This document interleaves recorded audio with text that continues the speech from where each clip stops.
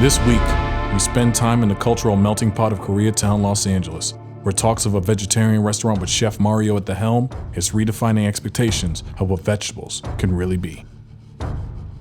This is Only Where to Eat.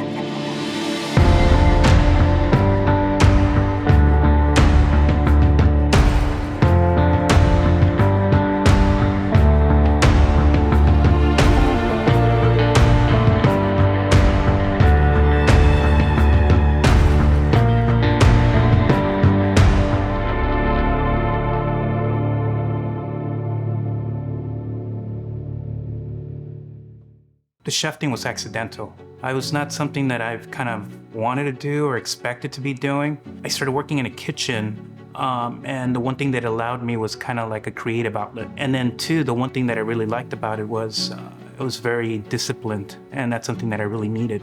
The origins of Olivia started actually with my daughter. She turned pescatarian at the age of 13, so it was kind of difficult to find something that was vegetable-based in Koreatown. My business partner, Danny, and I had always talked about opening maybe something that's a little bit more health conscious in Koreatown. We felt there's something that the community needed, something that we were lacking. I grew up in the projects, growing up in LA in Boyle Heights. And one of the things was we rarely ate vegetables. It was always meat-centric, and the thing is, the money always went into the meat. And I think that's just the mentality, from a working-class family. Olivia is an amalgamation of living in Los Angeles and the diversity of culture. The food's very simple, rustic, but for me, what's really important is trying to capture the authenticity of an ingredient from a certain culture. I feel sometimes, we tend to focus too much on assigning a certain language or a certain meaning to something or to a dish. And I think that kind of takes away from just the experience of it. I've always given opportunity to people that were a little bit rough around the edges, because that's how I see myself when I grew up. To see them just finally, kind of develop into, really good chefs, it really makes me proud.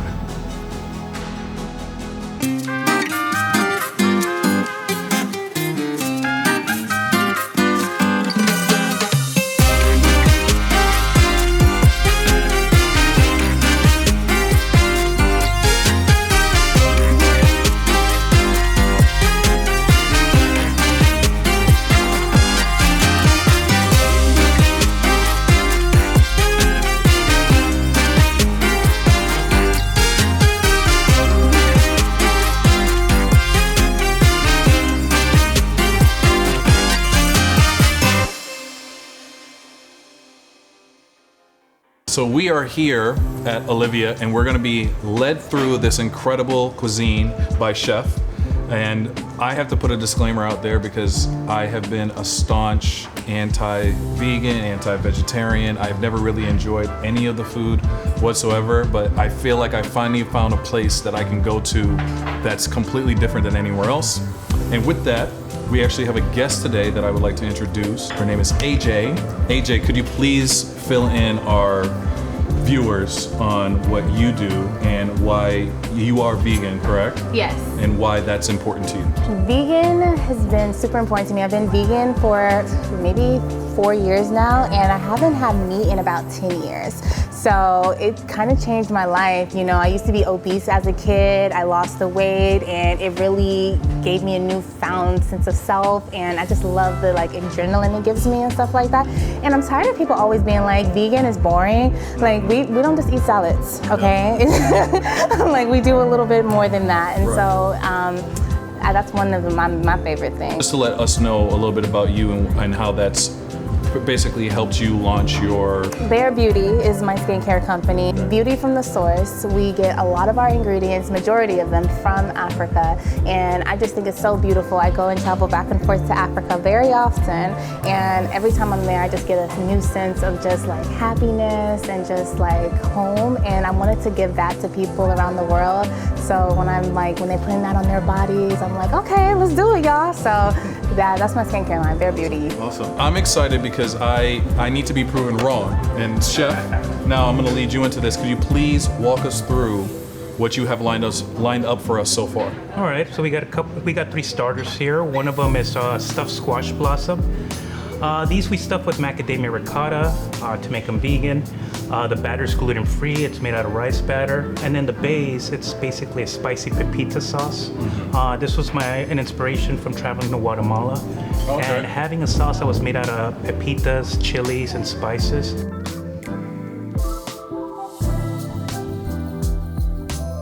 Delish. That's the flavor, right? That is delicious. That's the crunch. It has so many textures. Really nice. This is great. Hold on, I'm sorry, I gotta get. Don't mind me, I might have to have you make 3 of these. The sauce is definitely where it's at too. You want The a little sauce, yes please. This is one of our most popular dishes, a fried olive. And again, this is also vegan. It comes with macadamia ricotta. This one has honey. We do a little bit of honey blossom water, orange blossom water. What we do with our olives is like we basically submerge them in ice water to take away some of the brininess. A lot of people don't like the brininess of the olive. Yeah, that's me. Yeah, and you have a more natural olive tasting olive. If that makes Gotcha. sense. Can't taste it at all. Wow. It's like it's very light. Yeah. It's very light. It doesn't even feel like I'm eating an olive. Yeah, it doesn't. Wow. Yeah, we get a lot of that. I expected like something salty or something like that. Completely just nice. Mellow. Yeah. And then this one right here is our mushroom chicken, fried chicken. And that is also gluten-free. This one came out of just basically wanting to do something that had kind of like a Mexican or Latin influenced profile. So we use masa harina to kind of batter it. This is inspired by Koreatown, in the community. It's a gochujang sauce, which is a Korean chili sauce.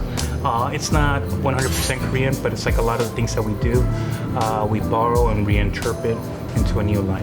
There's a good color on this Yeah, sauce. there is a beautiful color on All right, you get first bite. All right, here we go. I know you heard that crunch. Oh my god. This is delicious. Let me see here. What do we got?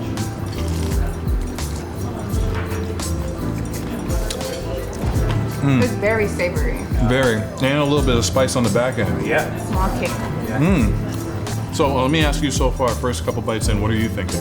I love it. I've had a lot of vegan food. I go to vegan street fairs and stuff like that weekly.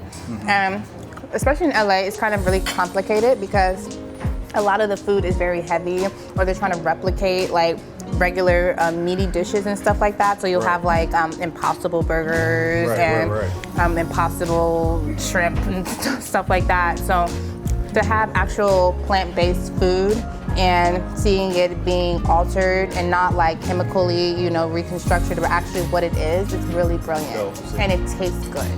So, Chef, you have some more items for us to try. Could you please walk us through those right now? So we have a lion's mane mushroom here. This lion's mane mushroom has a texture of chicken. The spaetzle we make in-house. It comes in a mushroom chickpea jus. The one thing that I realized that a lot of vegans want to eat heartier food. They're used to getting salads anywhere else, and it's just like a lot of people here want to eat like stuff that's filling. This dish was created during the winter, so it's supposed to be like a heartier winter dish. A lot of the inspiration from this dish actually came from my time in Peru. There's this type of cooking that's Creole Peruvian, so it's like a lot of African indigenous flavors.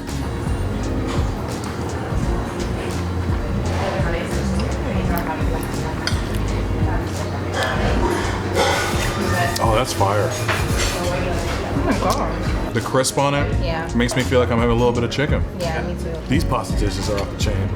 Oh my god. It's really good. Like you can't just take one bite, y'all. This one right here is our bolognese. We make our pasta in-house.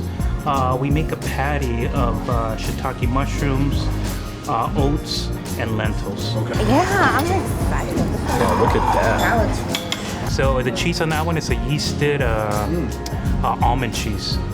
This cheese is delicious. Oh my gosh. Because okay, let me tell you something. I go and look for cheeses around LA often, and you make this in-house, you said. Brilliant. Because let me tell you, I go to Whole Foods and stuff, and it's hard to find a good vegan cheese. So this is Great. really good. So far, everything's exceptional.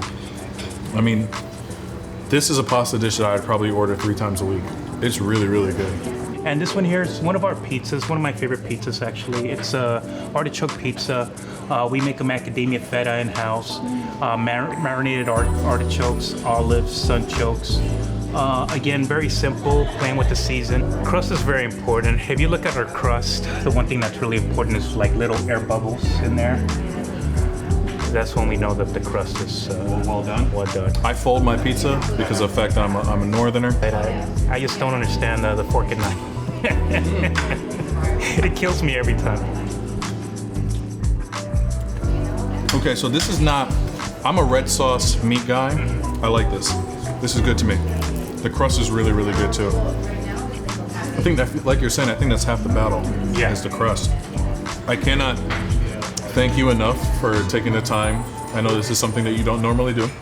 So I really want to say that we appreciate it. Thank you so much for sitting down with us, going through each of these delicious options. There isn't anything that I've had today where there was a drop off or anything. This was phenomenal, and I hope that you guys are slammed.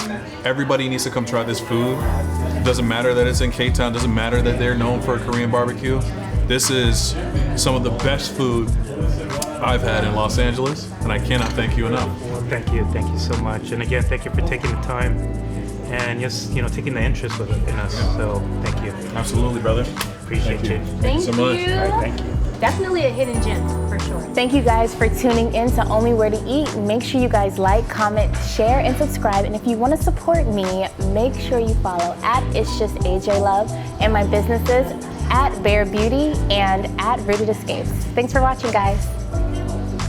You are at the farmers markets on Sundays. Yeah, every Sunday we go and we kind of select stuff. We see what's available that week, and then we kind of, our menu changes a lot according to what the season is, or according to what's available. And then so the whole menu is basically dictated by that. It's kind of going back to like childhood, right? And it's exploratory and playful, and there's no seriousness, there's no training, there's no, all the stuff that I've been conditioned to. So it's like I'm kind of relearning how to cook in a new light. So, yeah.